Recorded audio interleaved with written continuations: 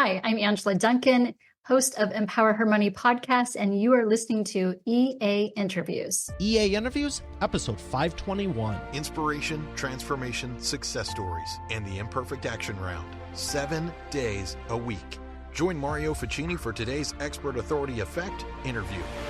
Entrepreneurs, you know you need to be doing the right stuff with your money. There's no point in having business without making sure the profits are taken care of. You can talk about top line revenue, you can talk about all these different things, but it's not so much how you make, it's about how much you keep. And that's why I'm excited to have Angela Duncan on today's episode, where she's going to be talking about how to be better with your finances, profit more, and share some of her secrets as a best-selling author, multimillionaire, and even selling multiple businesses. She's helped a whole lot of women, and I'm just so excited to have her because there's not enough people talking about this, men or women, and she is focused on helping women, which I think is fantastic, so we can raise up more powerful entrepreneurs. I'm going to bring her up right after we thank the sponsor. Every business needs a book, including yours, and that's why I'm launching my new book to help you regardless of where you think your current writing abilities are. Visit eapublishingmethodbook.com today to learn the 7 steps to publish and promote your nonfiction lead and profit-generating business book in 8 weeks. Once again, that's eapublishingmethodbook.com. Here she is, ladies and gentlemen, the lovely Angela Duncan. Angela, how are you feeling today?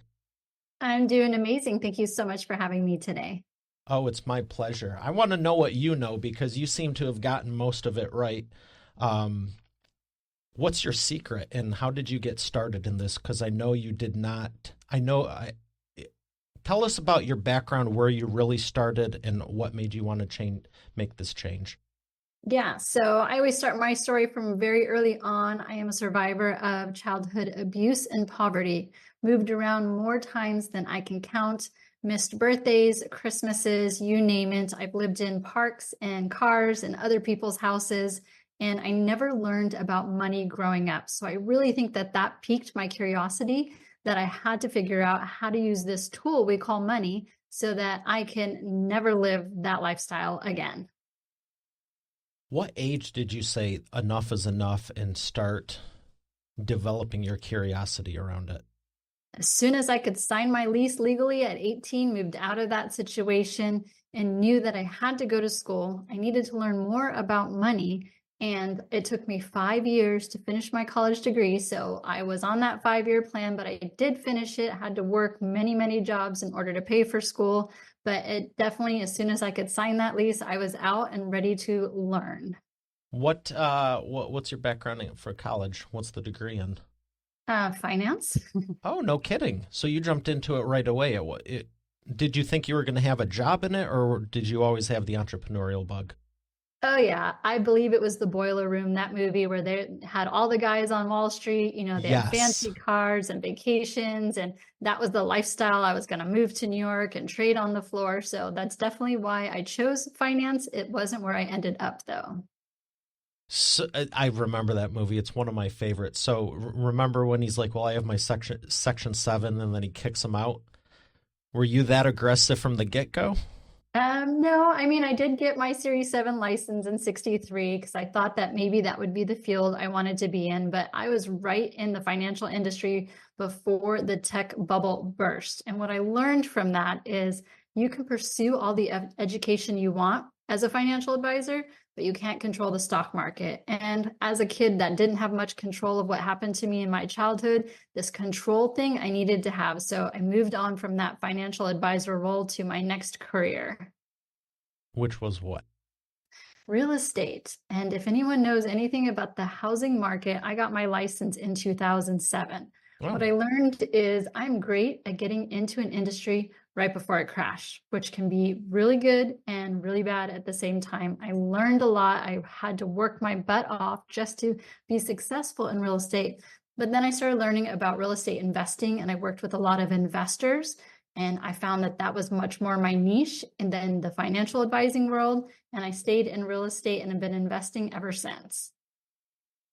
What take us through getting it in 2007 and then everything that happened in 8. You said there was pros and cons to it. I think we can all think of a few cons, but what was the biggest benefit you received from it? Because not a lot of people, I realize, even in business, people in business have a higher, I'd say, risk tolerance, and if they're smart, they'll know that with every adversity lies a seed of equal and greater benefit. Napoleon Hill. People outside of that, it's like flip a coin. But even in business, there's not enough people, I feel, realizing everything can work in your favor. So what did work in your favor getting into something right before it changed? Yeah, so people were saying, get your real estate license. Everyone can sell a house. It's super easy. Prices are going up. You'll make lots and lots of money. So got my real estate license right before the downturn. And what I learned during the downturn, especially because at the time I really didn't have money. So we had to learn how to market without spending money, from open houses to going to banks to get their listings, as there were many, many foreclosures in the Florida market, to cold calling, to doing Craigslist. Yes, Craigslist was super popular back then, and we didn't have the technology where you can just auto post. So I got a lot of leads from Craigslist, but I really had to learn the real estate business. I had to become an expert. Otherwise, I was going to be out of the business, like many people I saw who were just not knowing how to market, how to capture leads, how to build relationships. And you had to put a lot of effort in order to be successful. So what I find in a trouble market like that is you truly learn the art and skill of sales and in that industry so that you can be successful, because there wasn't a lot of business going around. So you really had to stand out as an expert in order to be successful in real estate at that time. Yeah, and so many businesses have the lead game. You know, I know a lot of people killing it with the leads, but they can't close worth a darn. Or they have very few leads and they're closing a lot. So now they're going, well, how do I get more leads? And at every step, there's all these different, you can get tripped up anyway. What have you found works the best to have a constant lead flow and closing them? Yeah, so this is a big reason why I teach women about money. Women, I feel, are very heart-centered. We want to build community. We want to build Which is a great thing. Yeah. Whereas, sometimes our male counterparts, they're very logical. They think with their brain. And so sometimes it can come across to the female as a little bit salesy. So from a women's perspective, And I boring. learned how to build relationships with people. I wanted them to trust me. And when someone trusts you, as you know, they're more likely to buy, they're more likely to turn to you, but also just to give as much free information as possible. The more information I give, the better I look as the expert. And then people learn to trust me, and they're going to turn to me when they're ready to buy or sell that house. How do you get the women to, or what are you doing to educate them in the ways of being better with the money once they get it?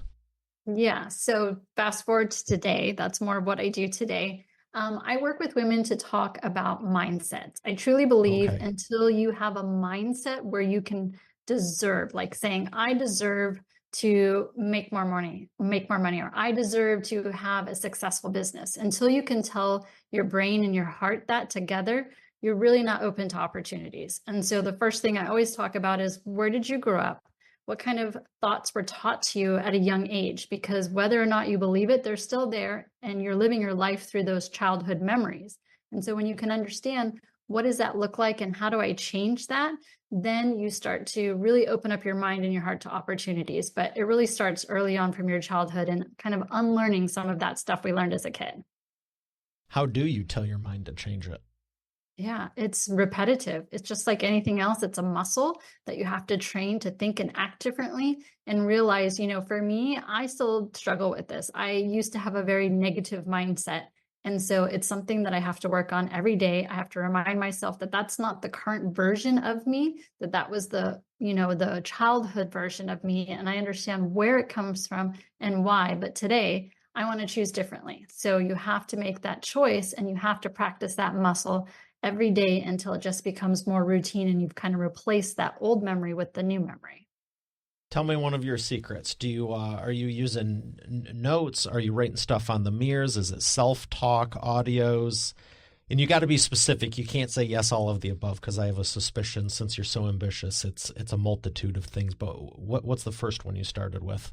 Yeah, so it was in the beginning writing little notes to myself, and it had to be visual because if you don't see it and read Hmm. it constantly, you're not going to internalize it.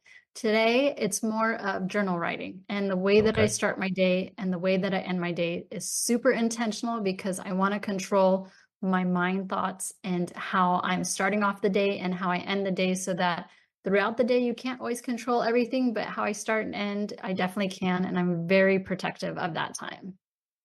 Is there any, do you do the same thing in the journal in the morning as at night, or do you have a certain routine that you journal morning and then specific stuff for night? Great question. In the morning, I am writing gratitude, and it can be Okay. silly. And I do this exercise with some of my clients. We live in this abundant environment, and it might not feel like it all the time, but I have interviewed people on my podcast that literally had to walk 5 miles to get fresh water. You can turn on your tap and have water, right? So just finding the simple things in life to be grateful for, that's how I start my day. What am I grateful for? What are my goals right now? And just having a quiet mind. I don't grab my phone. I don't hop on social media. I definitely don't watch the news, but that's the way that I start my day. When I start my day with gratitude, I feel like I can just create positive impacts with other people. The way that I end my day, and definitely don't laugh at me because this is just what I do, but I love to watch YouTube funny videos because I end my day laughing so that when I go to bed, I'm happy. That way I wake up happy. But I don't have Hulu, Netflix. I don't subscribe to anything. I still have the free version of YouTube and I just watch funny videos and then I go to bed happy. So I start off positive and I end my day happy. I'm not going to laugh at all because I was going to make a joke for myself because when you were saying I start the day and end the day, and I was like, well, I definitely don't journal before bed. I was like watching roast comedy stuff, and it's hilarious. But that is so cool. You do the same thing. Yeah. Um, I do the gratitude also. What I was going to make a joke about was something. The news. When you go, I don't watch the news. I was going to say, well, then how do you know what's going on in the world? Because that's everyone's rebuttal. So I am curious. What do how do you keep up with the stuff without letting the world just? Yeah. People send me articles when they think it's important. For example, I'm a big country music fan, and it just got announced that Toby Keith passed away. I probably would not have known had someone not told me. I literally am pretty naive about what's going on in the world. So, if there was a war coming to Florida, I wouldn't know about it unless someone told me. Same like hurricane season. I really don't know about hurricanes until people tell me. So people are more than willing to share the bad news that they're already watching. And so I don't have to go seek out. It just seems to come to me. I'm a big philosopher of that too. If it's important enough, until 5 or 10 people are talking about it, it's probably not that big of a deal, right? Right. And with Like, the exception of real estate, I do a lot of real estate studying because I want to know what the markets are doing, but I don't necessarily consider that news. I consider that more statistics, and that's what I'm looking for when I seek out that information. so as far as the real estate, are you focused more now on residential, commercial? What's your preference? Now I focus on being a passive investor in storage units and apartment buildings. So I do a lot of studying within those two industries, and I like the passive investor because I don't have to put in the work, and I'm not responsible for people's money when you're on when you're the one that's doing the syndication. Finding the apartments, gathering investors together, putting that whole project together. I just don't want that responsibility, so I choose to be passive because I feel like I'm knowledgeable enough about the industry to know what I'm getting into, but I don't want to have to be the actively manager of those properties. Tell me more about this. Do you prefer the storage units or the apartments? Depends on the area. I think Americans love stuff, myself included. I'm a big shoes person, so I definitely have more shoes than number of feet that I have by far. So people in the US, they just keep accumulating stuff. And so I think storage units are not going to go away, especially as some of the cities are expanding.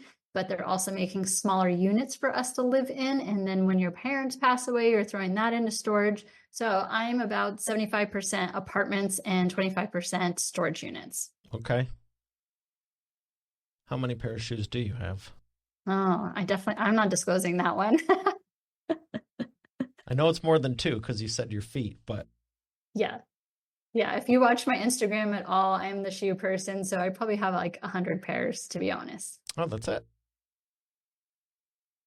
Should get one for every day. Can't repeat them every year. Yeah, it's not in my budget. I keep a very strict budget and I only allow so much in my shoe budget. So maybe in a couple of years when the podcast really takes off. But for now, I keep it very tight in the budget.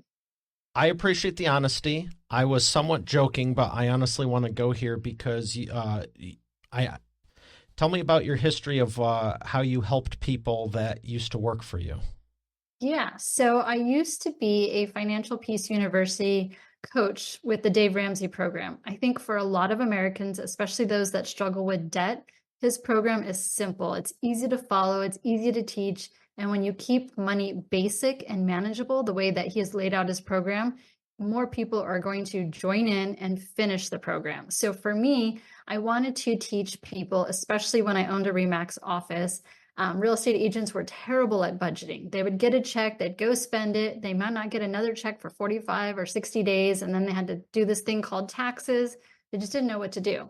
So when I was teaching Financial Peace University, I was having them look at what their expenses are, figuring out what their rolling 12 income look like so that we can put a proper budget. And then when they got more money, how to put money away to invest it for the future so that they didn't have that issue later on. And also to be able to pay taxes and not come to me asking me for money. Do you think that lack of budgeting and poor finances is indicative to real estate, or do you think this is just an American thing? Oh, it's definitely an American thing. There's a website, debtclock.org, and what it shows is real-time numbers for our credit card debt in the US. And it's just crazy. It's something that we can manage. It's something if we were taught, we could definitely wipe that out. But it's unfortunate because so many people just don't understand how interest rates and how credit card companies really make their money by charging you 30%. So when you're thinking about buying those shoes, think about, would you pay double for it? Probably not. So learn how to control the debt. And that's probably the biggest issue that I see in the US. So I wasn't, thank you for that. And I wasn't totally joking about the shoes because what I found is when we're working with authors, I'm like, put a real story in your book. You know, it's not a play on words storybook, but maybe we can do something with that, some meme. But when you said, I probably have 100 pair of shoes, it's not in my budget. I think you could afford it. You just don't want to because you realize it's a liability more than an asset and you're keeping your budget, correct? Yeah, one of my quotes is shoes are not an investment, but diamonds are. And so to my jewelry lovers, you know, thinking about jewelry as a collectible item and as an investment piece of your portfolio can be fun to do, but shoes definitely are just, you know, flushing money down the toilet, but it's fun. Since you're talking about jewelry and diamonds, what about gold? And I don't mean just rings and stuff to wear, but like bullion. Yeah, so I follow the currency market. You can see behind me here, I am a currency collector. So I don't specifically follow gold, but I follow the currency market, especially older US currency. I always say if you're going to invest in something, you can tuck away 5% of your investment portfolio and have fun with it. Find something that interests you, that you're going to study, but make sure you become a student first because you don't want to invest in something that you don't understand. I don't invest in crypto. I haven't spent the time to figure that out. NFTs, don't really understand that either, so I don't invest there, but real estate makes sense to me, so that's where my investments are. But have some fun with your investments too. Otherwise, you know, what's the point of working as hard as we do if you're not having fun with some of the investments that you're looking at? I also invest in whiskey, by the way. We had this offline conversation. When I first started my podcast and I first started doing lives, I literally would take a shot of whiskey before I went live because I needed to calm my nerves. At least that's what I was telling myself. You're great on camera, though. Well, it takes a little practice, but you know, I own whiskey barrels in Ireland. So that was like, if I'm going to have this as a hobby, then I might as well learn about investing in it too. No kidding. That is so cool. The shoes, when you say it's the budget, because this is something someone can relate to. Maybe the whiskey also and these other things. And I love these examples because I think there's so many people that just talk high level stuff. I try not to do it when I'm talking about publishing and authorship and all these different things, but it's like when you can give a specific example. I know the women listening are going, yeah, what budget should we allocate for the shoes? They don't care anything I'm saying. They're just like, what's the amount I need to mark down? So how do you decide this is going to be my shoe budget? This is going to be the XYZ budget. Like, yeah. So after we've really done a thorough analysis of what your current expenses are, okay, and we've cut out any stuff you don't need, because most of us have the news. subscriptions, yeah, things like that. How much money do you make now? How much money can you set aside for investing? Now we look at, well, we want to have a little bit of play money so we can enjoy life. What does that look like? How much can we put into that bucket so that we have fun, but we're not taking away from our goals that we've set for ourselves, whether that's buying a house, retiring, getting out of debt, really looking at that whole picture and setting apart like just a little bit. And even if you take cash out, like Dave Ramsey used to teach with his cash envelopes, take cash out, say it's $100, put it in an envelope, and you could buy that shoe this month, or you can wait till next month and have $200, but making sure that it doesn't take you away from what your goals are. Or save up for 10 or 14 and get some red bottoms. Yeah, I do have one of those. What else is something else people should be focused on for budgeting? So we talked about the shoes. That's cool as heck about the whiskey. What are some other things that you talked about cutting stuff out, but what are some other key areas that you've seen across the board that most people are overlooking? Yeah, so we did talk about cutting out, and let's focus on that for just a minute. Most people Sure. with, credit cards and bank statements be electronic, they never look at them. So I challenge you to go past like 90 days, print out your bank statements, print out your credit cards. What are you paying for that you maybe forgot about? Maybe it's an annual subscription that you didn't even know you signed up for, and cut it out. And then that money that you're saving, you're either putting it towards your debt or towards your financial goals. But I think when you become aware of what your spending habits are by looking at it, like physically printing statements out, don't look at it on your computer, don't be on your phone, but look at your statements. And if you're married, look at it together and say, hey, do we really need this? Is this helping us to get to our financial goals? And if not, cut it out, move that expense line over to whatever it is your goals are so that you can hit it faster. But until you become aware of where your spending habits are, you're not going to be able to change them. So don't look at it on a computer, physically print out that paper. I love that you're saying it's one reason I love printing books, and I've always printed stuff out. I loved it back when the internet came around, let's just say a few years ago. I don't want to date myself, but people are like, oh yeah, we're not going to need to print anything. And now it's like, I love physical copies and highlighting it. Hey, did you realize this? What's that? I mean, 8-point text, it's like everything looks the same till you go, when did that happen? Yep, that's why I can never give my books away. And I'm sure it won't surprise you that all my highlighters are pink, but I still dog ear pages, I still highlight, and I keep my books because I can't give them away. It's been highlighted. I put notes on the pages, and then I can go back and reread it because, as you know, when you reread books later on in life, you get different things from it. I only read business books, mostly about money. It's rare that I find a book now, though, that really piques my interest when it comes to investing or budgeting. So I do a lot of business books. And if I'm going to, watch something that's fiction, that's fine, but I don't read those type of books. I'm very intentional about what I put into my brain so that I can help teach other people. What do you watch that's fiction? Hallmark movies. Oh, and scary movies. Those are based on real life, though, aren't they? I know, but scary movies probably my favorite. So Halloween is probably one of my favorite holidays because I like to go to the scary houses and get scared, and it's just fun to watch other people too. You like delighting in other people's pain? You like watching them get scared at the Halloween houses? I do. I don't like gory movies, but I like the element of being scared. So if you don't quite know what's there and you hear the noises, I love that part of the movies.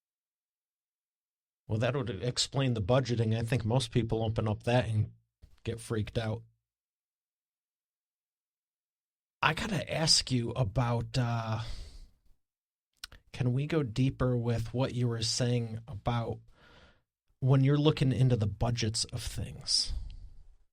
So there's all these different good things you're telling us, and I want to know more about when you're having people look at the budgeting, what are some business things on the business side now that the leads, the marketing, because I think there's this,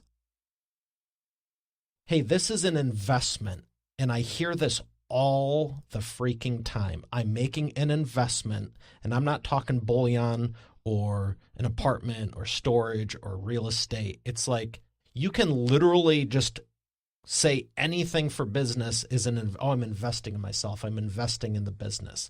How do you know that's a good deal? Because I think that's a trap area where you go, yes, I'm a successful business owner. I don't have any of the common everyday, I'm not wasting money on fast food and all that. Okay, that's real clear. But when you go, I have 10 opportunities.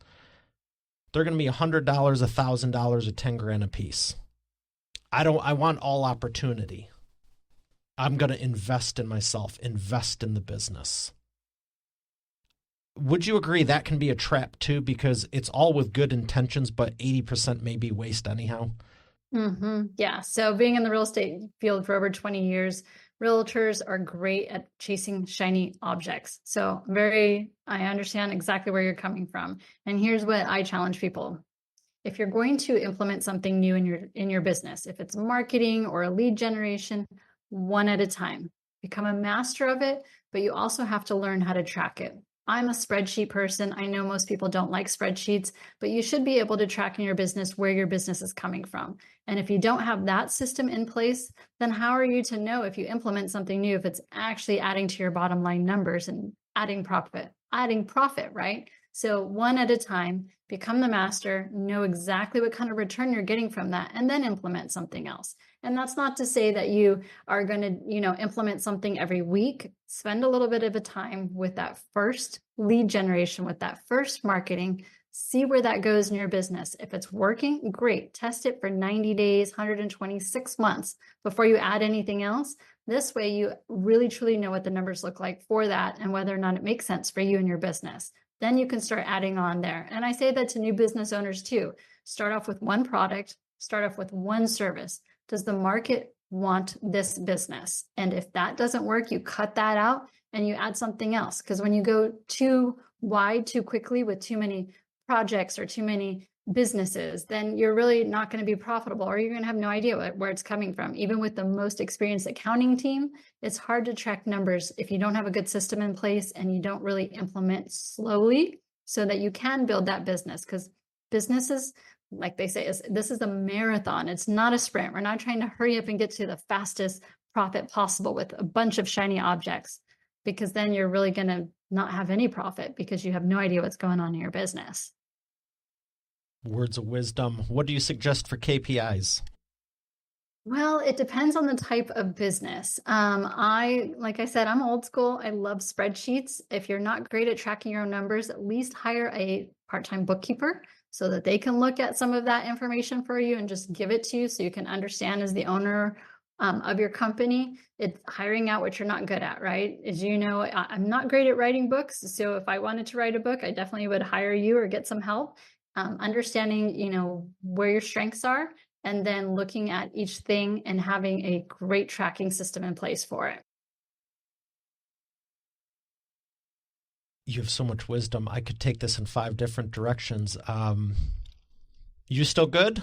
I'm trying to give you some hardball stuff, but everything I'm like throwing at you, you're like knocking out of the park.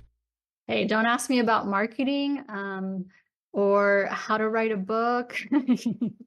I'm going to have to pull you back on the marketing one. You're why don't you share with everyone what you told me? I was like, what are you doing? You made a comment about your time and this and that, and I thought I misheard you. You said, I'm doing this 5 times a week, and I'm like, your show? Yeah, well, if you're going to pick something, like I said, if you're going to find one avenue in your business, you go all in and you just do that thing. I decided I wanted to be a podcast host. And the best way for me to learn about podcasting is by doing. So I record 5 shows every Thursday for my own podcast. And then I go on other people's show because I want to see what they're doing. I want to see what kind of platforms are they using? How do they generate their own traffic? How do they give the podcast back to me so that I can get best practices from people who've been doing it longer and I'm learning from them? And so if I'm going to do one thing, podcast, then I'm going to actually put that to work and then learn from other people. So you're going on 5 different shows and we're recording a pretty ambitious amount of your own, and you're telling me you don't ask you about marketing? Well, I don't know how to make people view it, I guess. I'm teasing you somewhat, but what you're sharing and what I'm hearing is focus and go for it and know what you're doing, basically. Very good way of briefing what I just said. Thank you. I'm trying. I know we could go for hours and we only have a limited amount of time, but I'm getting so much out of this. And let's talk about men versus women.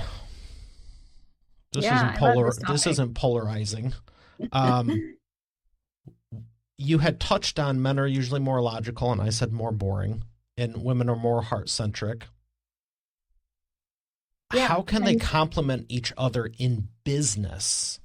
And what do you see as the common problems currently that are still going on? Because we both know they're still going on. I do what I can to bridge the gap. I actually love having powerful women on the show, and I've told our booking agents, I'm like, men are more boring, just straight up like, oh, cool, he's done, oh my God, like, nope. Yeah, so let's unpack that. How do we bridge this gap? Yeah, so I don't necessarily say men are boring. They're logical for sure. They look at the process. What's the bottom line look like? How do we grow the business? They're very straight lined to the point, and that's good. That's great for a lot of things. They're also bigger risk takers. So in business, that could pay off big dividends. Or not. Yeah, so then that's where the woman comes in, because she's definitely going to be more conservative. She's not a risk taker, and she can help balance out and say, well, what if this, or what if that, or have you thought about this? So it appeals to the logical side of usually the male that's in the business. But a woman is, how do we build relationships? How do we take care of our employees, which is great for your bottom line because you're not having to hire and retrain people. So it's a good balance between the two. When it comes to investing, women are, we are heart-centered, which can not be a great thing if you're in the single family home space. For example, if you have a single family home and you're renting it, and your family that lives in that home, they had some medical bills, or it's Christmas, women are going to be like, oh, that's okay, because they're going to feel it here. Whereas the guy is going to be like, wait a minute, you're going to pay rent. This is the lease. You signed it. And it's not that they're unemotional about it. They're just more logical when it comes to the thinking. So having the two together to be able to balance out each other can be a really good thing in business. So if you're looking, to grow your team and get your team more involved and really, buy into your business, consider having a female, like an operations lead or someone like that can throw baby showers and birthday parties and just keep the camaraderie piece of your team going so that they're more motivated to do sales. They still need that driver, and that's a great quality that a lot of men have. But then balancing out that with the emotion piece just has that synergy that a lot of companies thrive on so that they can have more sales. Yeah, you're more eloquent than me. That was phenomenal. The reality is that, everyone has their strengths and weaknesses, and I'm so glad you understand both sides of it and play into it. I mean, the event you did, all women, I checked out some of the reviews, and what made you, so obviously you're a woman, but you're a risk taker too, to agree. You did your own live event, and why'd you step out and put everything on your shoulders when you could just go obviously speak eloquently to other people's? What made you want to go, I want to, like the show, your book, everything? Yeah, why are you putting all the risk on you? I'm a very curious person, but these are calculated risks, right? So I didn't throw an event at an expensive venue to pack out 1,000 people. I had a room that had 50 seats. I knew I needed to fill 50 seats. Looked at it from a statistical standpoint, not everyone who buys a ticket shows up, so I needed to sell 65 tickets for me to feel comfortable with a sold out event. So it was very calculated risk. And how can I teach people about speaking, about, throwing their events and being profitable if I didn't do it myself? So I'm not going to teach on subjects that I'm not an expert in, that I haven't done myself. And that's very important for me in my podcast and for being in the business world. Writing a book, I was very curious. I wanted to put my thoughts into a book. I wanted a simple book that gave you 101 action items that you can implement into your world today. I didn't want you to need a dictionary to learn about money. It's a simple book, and I wanted to put it out there. And I did a lot of research. I learned Amazon and KDP. I had a coach help me write the book. So I wanted to be a bestseller. How can I teach other people how to profit from writing a book, or how to be an authority from writing a book if I didn't do something myself? So I'm very keen on being an expert. And I tell people all the time, if you're going to learn about a topic, you need to become a student. Seek out mentors that are experts and learn first before you execute. I love that. I couldn't agree more. I've been telling people the same thing for a while. Tell me about the 65. You said 65 for you to feel comfortable. You needed 50. You knew everyone not has a ticket. Why not 70? Why not? And I'm not even joking around here. Like, how did you figure out that was your margin, which is basically 7.5%?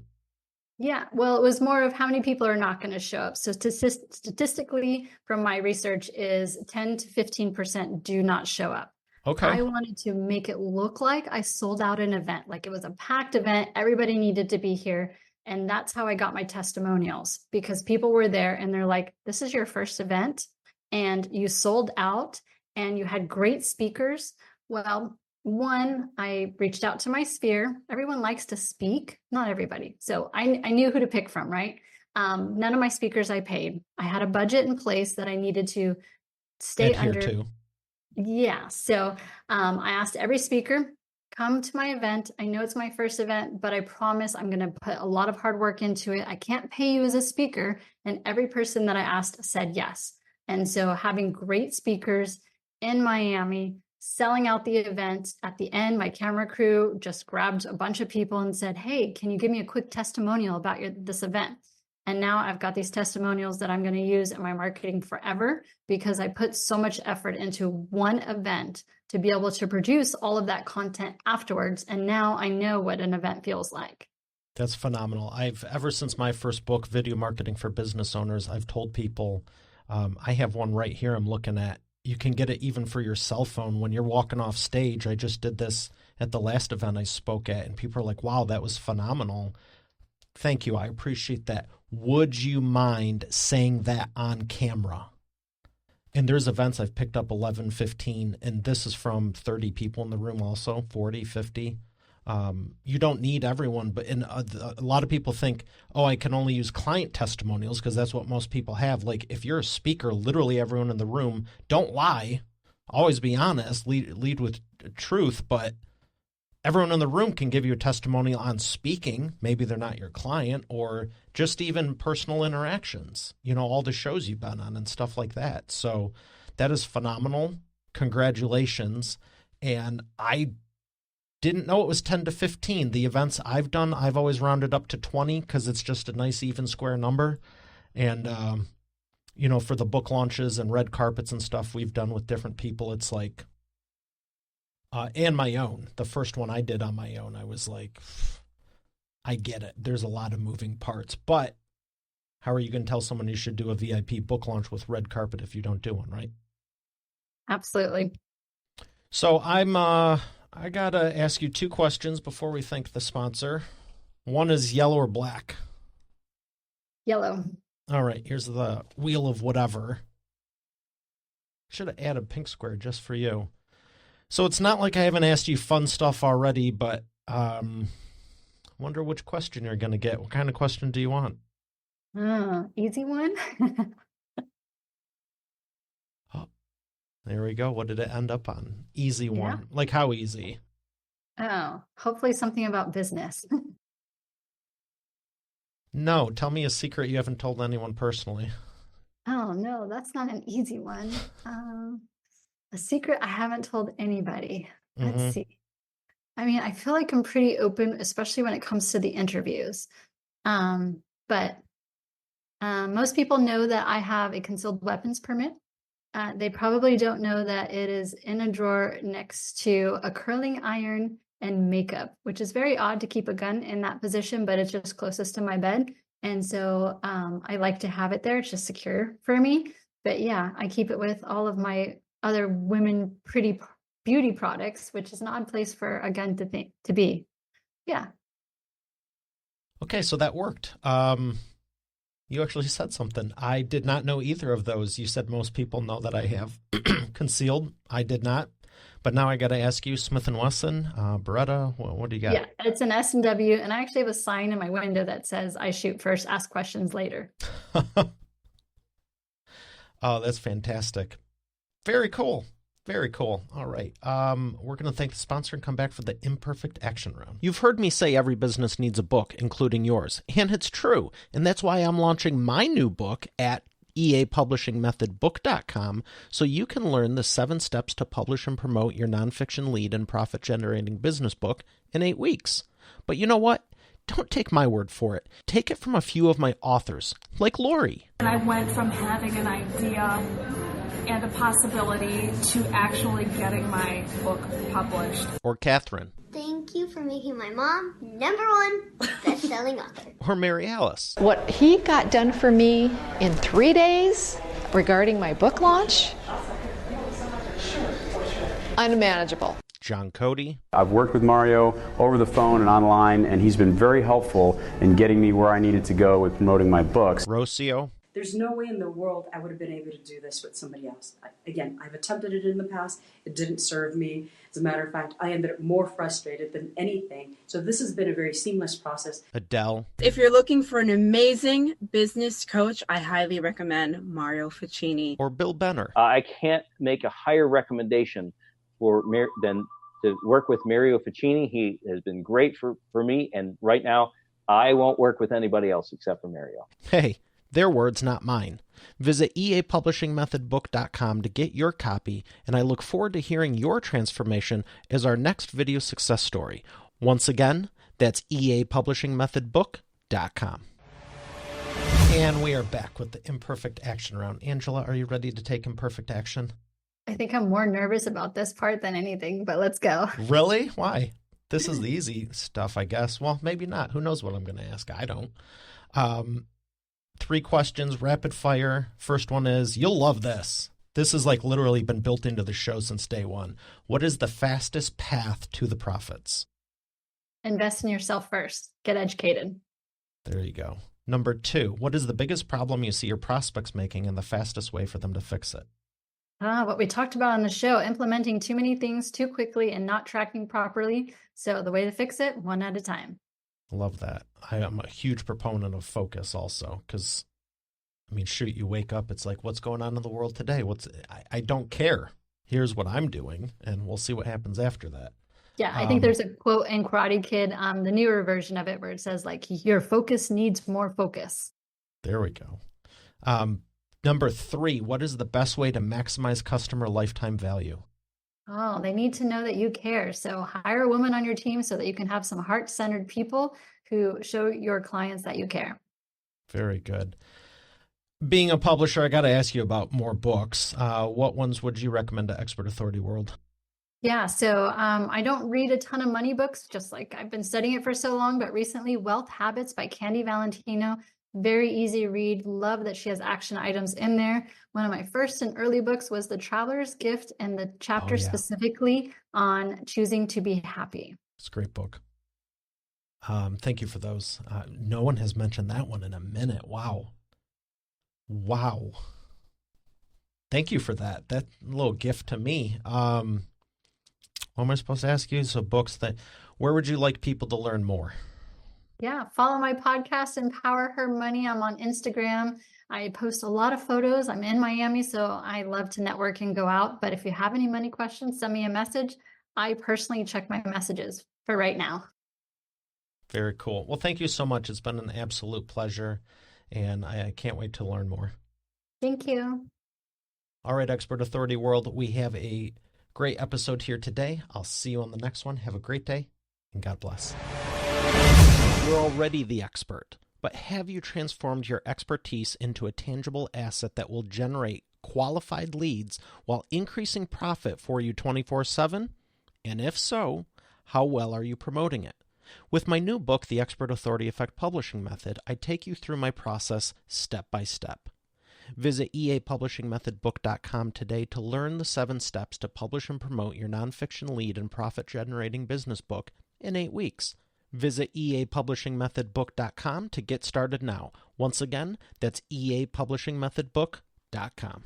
Thanks for listening to today's episode. I would love to know what you enjoyed most from it. If you haven't done so already, I invite you to connect with me on my new LinkedIn. You can go to it directly at eainterviews.com/LinkedIn. Once again, that's eainterviews.com/LinkedIn. Lastly, check out the full eainterviews.com site for complete show notes, the full interview video experience, links to the resources we mentioned, and more. Have a blessed day, and I'll see you on the next one.